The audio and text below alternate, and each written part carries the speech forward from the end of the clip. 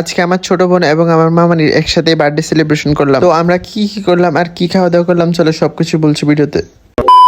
তো আমি আর মা মিলে চলে আসলাম আলমাজ কিচেনে, কারণ এখান থেকে আমরা কাচ্চি পার্সেল নিয়ে যাবো বাসায়। কুমিল্লার মানুষ যারা আছেন তারা তো অবশ্যই চিনেন আলমাজ কিচেনের কাচ্চি কেমন। তারপর আমরা ভিতরে এসে বসলাম, কাচ্চি অর্ডার করলাম। 10 মিনিটের মধ্যে আমাদের কাচ্চি প্যাক করে দিয়ে দিল। বিলটা পে করে আমি আর মা মিলে সোজা নিচে চলে আসছিলাম। মামার হাতে 2 ব্যাগ ধরাই দিছি, আমি একটা নিছি।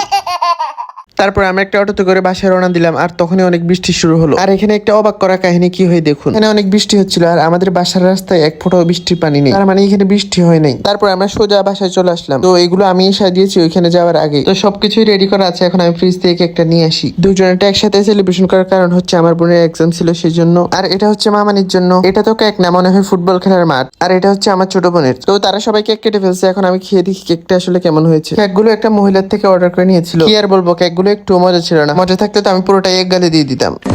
আর এখানে আইমান তো ফুটবল নিয়ে যা একটা অবস্থা করতেছে, ওইটা নিয়ে খেয়ে ফেলতেছিল। তো সব মজা আনন্দ শেষ, এখন আমরা খাবো আলমাজ কিচেনের কাচ্চি। পুরো দেখলেই জিভে জল চলে আসে। তো আমি প্যাকেটটা খুলে অর্ধেক নিয়ে নিলাম, সবগুলো খাওয়া তো সম্ভব না এখন। তো যাই হোক, এখন আমি খাই। তোমরা ভিডিওতে একটি লাইক করে চ্যানেলটি সাবস্ক্রাইব করে দাও। দেখা হচ্ছে অন্য কোনো ভিডিওতে। টাটা।